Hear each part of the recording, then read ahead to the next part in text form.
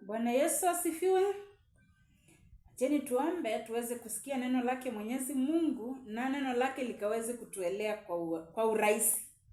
Let us welcome the Holy Spirit of God. Akatusaidie kwa ujumbe tukauelewe kwa urahisi. Let's pray. Baba, kwa jina la Yesu Kristo, Mungu wetu, tunakuja mbele zako. Ni asante Jehova, maana kuna neno umenipa kwa watu wako Mfalme.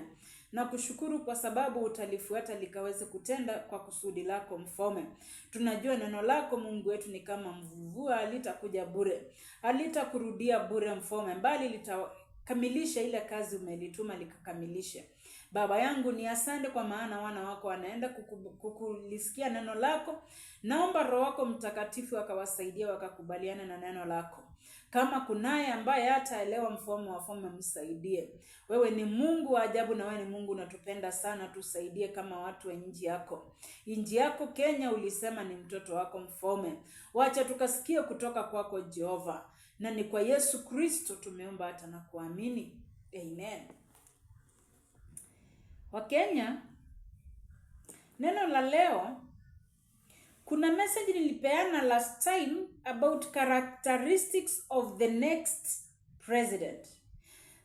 These are the reasons now for those characteristics. Kuna vile Mungu amepeana yule atakayetumia vile atakavyofanya. Na kuna ile equipping yake ya huyo sasa mwenye Mungu anakuja kumtumia in the next dispensation, in the next governance years. Na kwa hivyo tunaenda kuangalia Deborah, because she will be a Deborah in the land. Yes. To those who don't understand me, the Holy Spirit of God will help us understand. So, who is Deborah? What happened during that time of Deborah? What were the situation in the land of Israel which we can compare with the nation of Kenya as at now?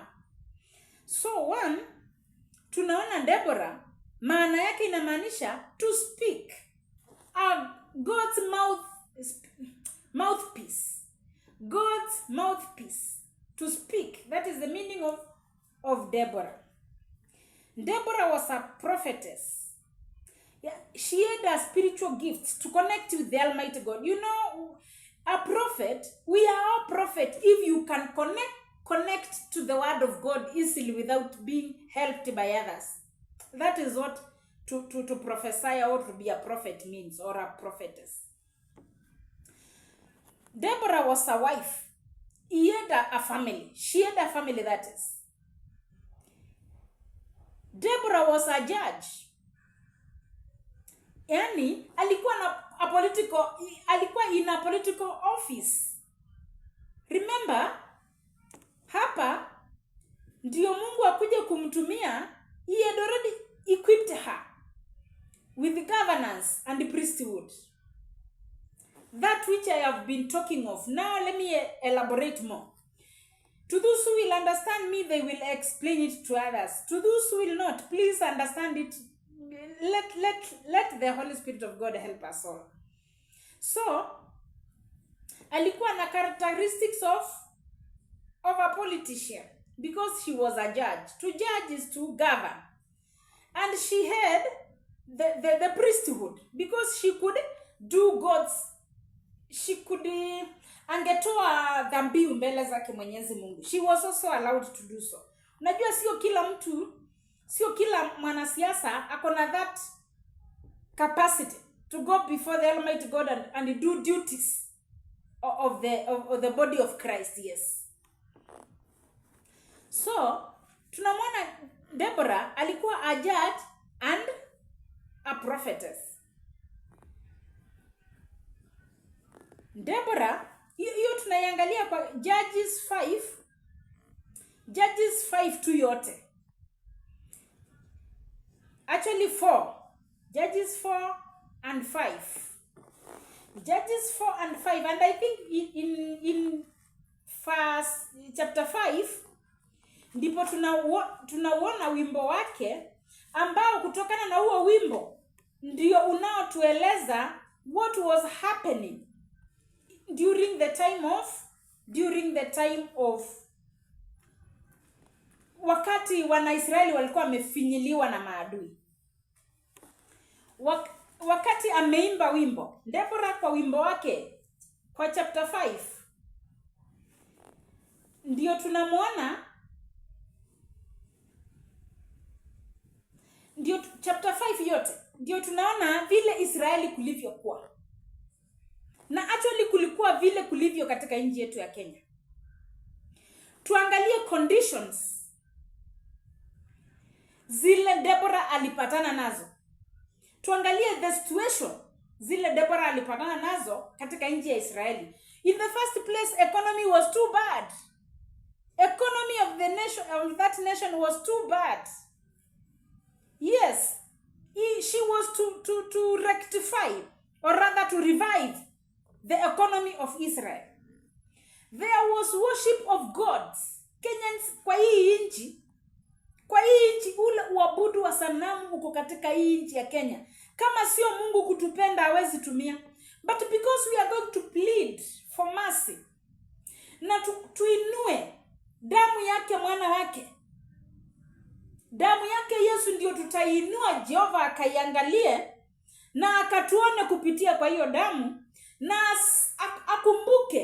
akumbuke kutusamea kwa sababu ya ile damu imemwagwa katika nchi ya Kenya.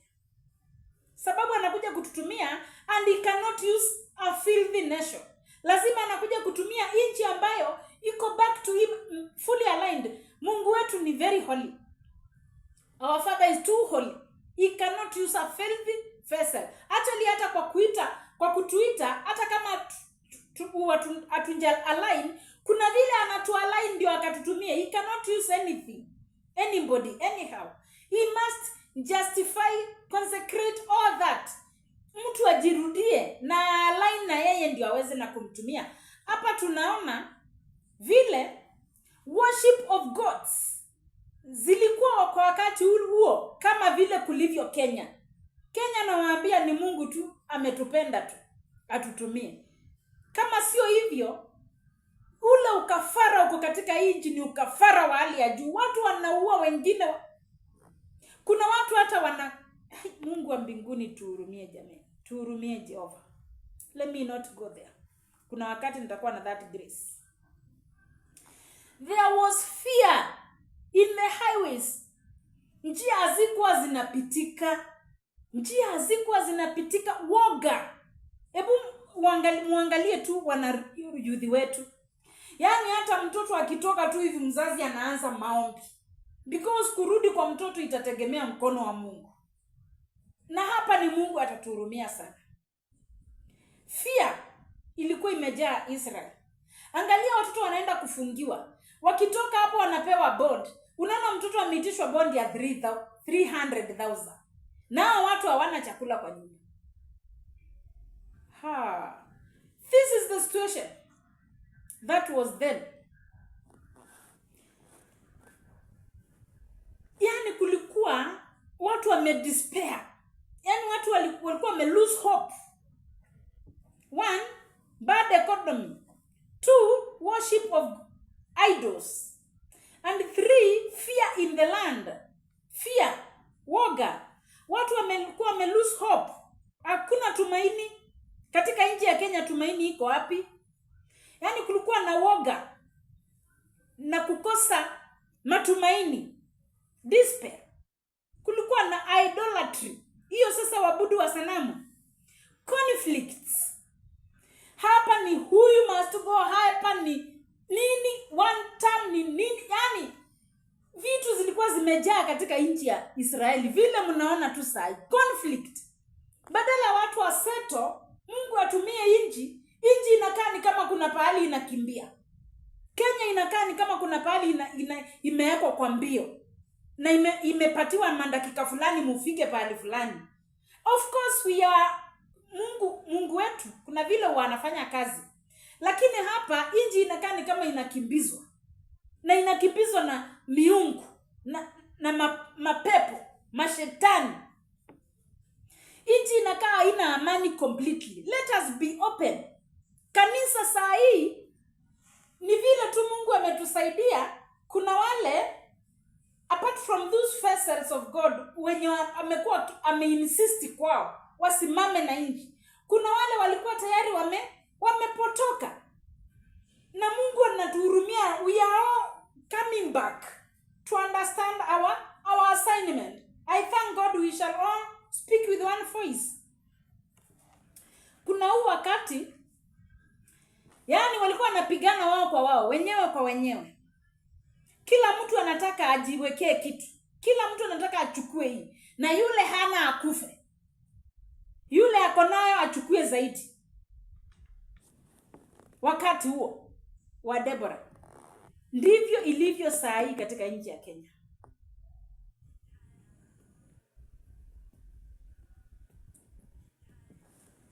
Waisraeli walichagua miungu mipya. Yaani mtu anaona yule Mungu wa kweli hana haraka kusuluhisha, wanakimbilia miungu wasuluhishiwe mambo kwa haraka. That was what was happening during that time. Ndio Mungu amuinue Deborah. Ndio Mungu amuinue Deborah. That is what was happening. Na ndio sababu nasema the reason why nimewapatia the characteristics of the next president and the reasons for the characteristics. Now these are the reasons for the characteristics of the next president. Because why? This person is to settle the economy. This person is to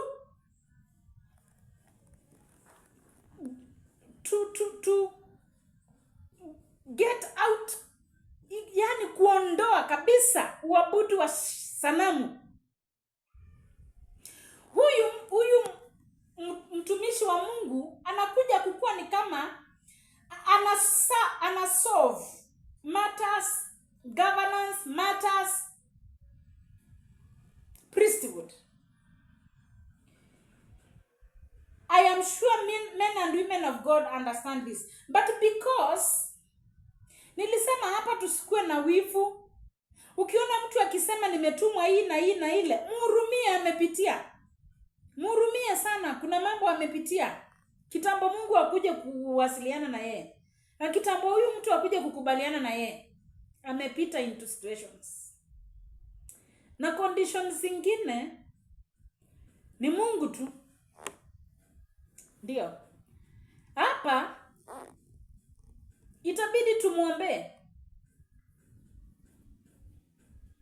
Haitakuwa kwa ni rahisi.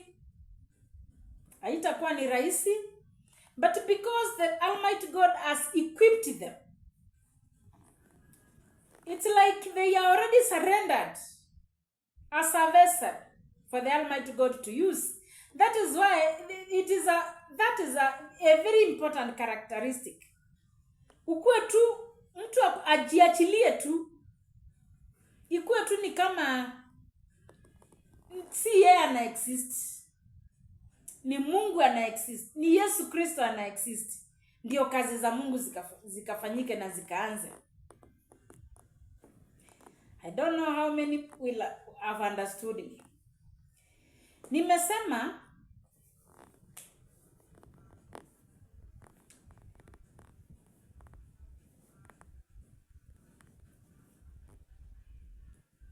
huyu kiongozi anakuja kusettle disputes, that is anakuja kuleta uhusiano.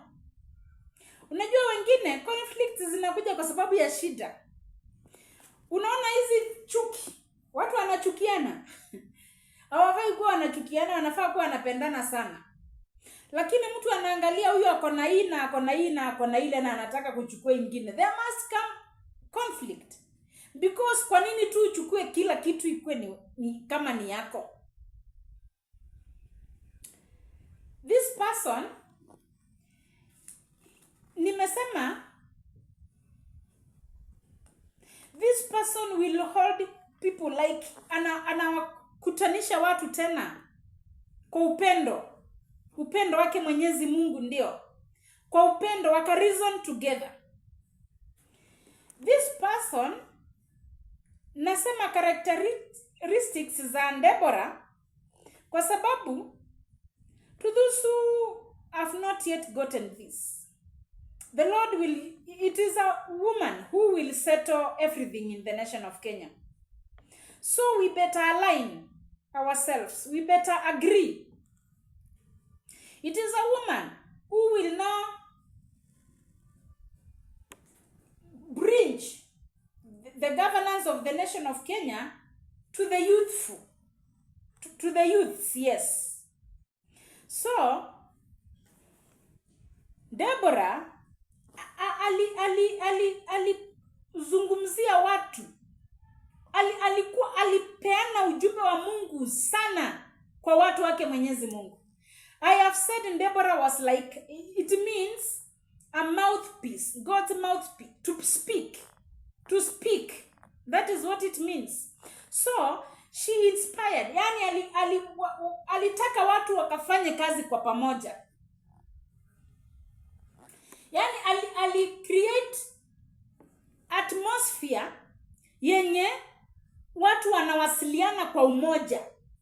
Watu wanaelewa kila mtu place yake.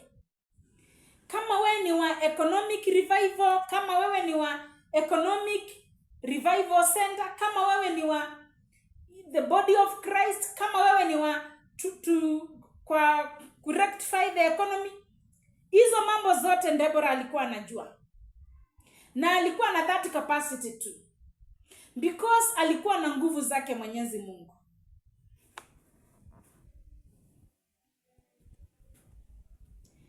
Deborah alirudisha inji yenye ilikuwa inakaa tu ni kama imevunjika miguu. Unaona tu hii kuvunjika tu miguu. Deborah, inji ilikuwa inakaa tu hata nayo ina limb. Inji ilikuwa hata nayo ina limb. Inji pia ilikuwa imevunjika tayari miguu yake. Ilikuwa ina limb. Deborah alikuja kufunga hizo vidonda, kufunga hizo manjeraha. Alikuja kushughulikia hiyo kazi because she had the capacity to. Unaona Deborah ametumwa akamwambia Barak, tafadhali Mungu amesema ndoka ukapigane, Sisera amewekwa katika mkono wetu. Jeshi lote la Sisera liko mikononi mwetu. Na anajaribu kumotivate Barak. Naye Barak anasema kama uendi na sisi, hatuendi. You can imagine such a scenario. Mungu wa mbinguni ametuma Deborah, go and tell Barak, amke nikamtumie. Jeshi lote liko mikononi mwenu. Inchi yache kufinyiliwa na maadui. So that you may revive your economy. So that fear may be gotten out of the nation. So that there may be kazi zikapatikana. Wanarika wakakuwe settled. Wamama wakafurahie familia zao. Mungu akazidi na kutuongelesha. Tukaweze kusettle the nation. Mungu akaitumia for economic revival, for end time revival. Deborah amemwendea Barak, amemwambia miaka. Mungu hapo tusaidie. Miaka. Deborah amemwambia Mungu anasema hivi, fanya hivi, fanya hivi, fanya hivi. Mpaka Barak akasema wewe kama siendi na wewe siendi. Deborah akamwambia basi.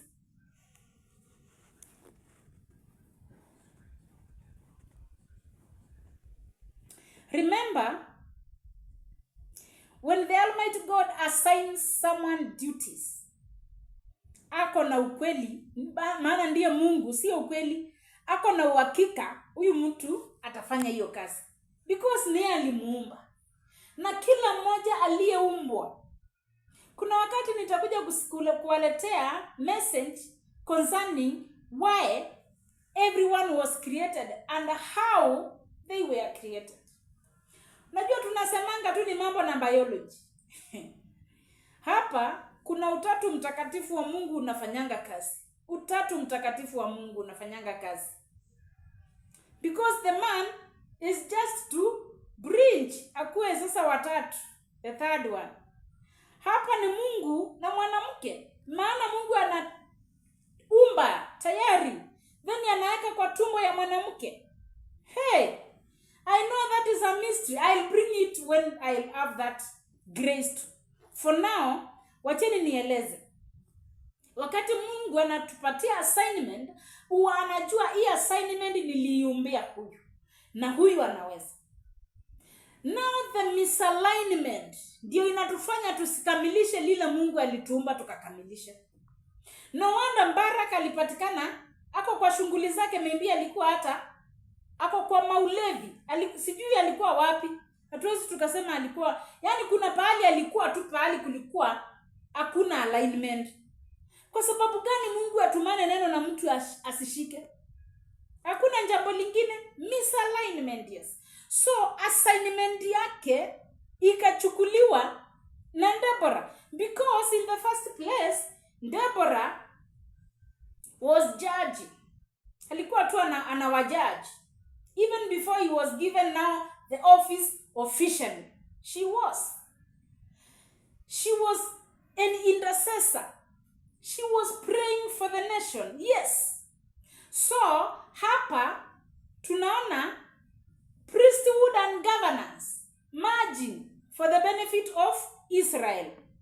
That is what will happen because someone refused to do that which the Lord wanted them to do. And then the assignment was bestowed to someone else. Yes. Sasa hapa Deborah hangeangalia kazi ya Mungu isifanyike kwa sababu mtu amekataa. She involved herself. Yes, alikubaliana na Mungu. Na Mungu akaamua atamtumia. Maana amekubaliana na ameelewa situation. Na ameelewa assignment. Na ameelewa zile kazi zilikuwa zifanywe na Barak. Na kwa sababu kazi ya Mungu haingesimama, Israel was suffering. Mungu angekubali kazi yake ikasimame sababu ya mtu angejialign. Hapa kwa sababu kuna wale wametumwa fanyeni hivi na hivi na hivi, nao wameamua kufanya vingine bado zionekane ndizo. Kama there is the building of End Time Revival Center, that is not a church. Mtu aache kucopycat. That is not a church. End Time Revival Center, and the Lord has selected where it should be. And the Lord has already given the grace. And the Lord is to fund. Finances are from the Almighty God. Yes. So, kwa sababu gani mtu asifanye ile kazi Mungu amempatia? Imechukuliwa na mwenye anaielewa. Deborah angeangalia kazi ya Mungu ikose kufanyika, alienda into battlefield. Aliingia kwa vita. Na kwa sababu tayari neno lilikuwa juu yake, alikuwa anajua hapa ni Mungu. Na Mungu naye akaamua sasa basi wacha vita akazikamilishe na mwanamke mwingine. Jael was very ready to accomplish the assignment. Na ndio nasema mkiniona hapa nikileta maneno zaidi na zaidi, speaking the mouthpiece of God, it is because hii assignment iko na wengine wengi sana. Na kuna wale they know their part. Kuna Jael anangoja sasa Sisera akuje, alale amuitishe nataka nisaidie maji kidogo. Ajue huyu nikimpea maji huenda akakosa kulala. Wacha nimpee maziwa imeganda vizuri. Akunywe alale nishughulikie yeye. That is what happened. Amemuitisha maji, yeye amemwambia ana kupea maziwa.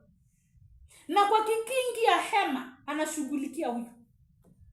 Because the assignment of the Almighty God has to be done. Kuna wale already they are very ready. Na sasa kwa mkiona nikileta message to specific people, please let me. Because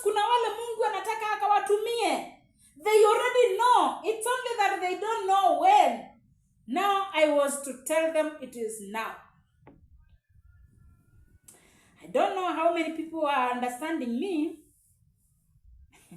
but it's all about reviving the economy, bringing back the dignity of the nation, yes, because the Almighty God is to use a dignified nation, a very healthy nation, a very wealthy nation, a happy nation.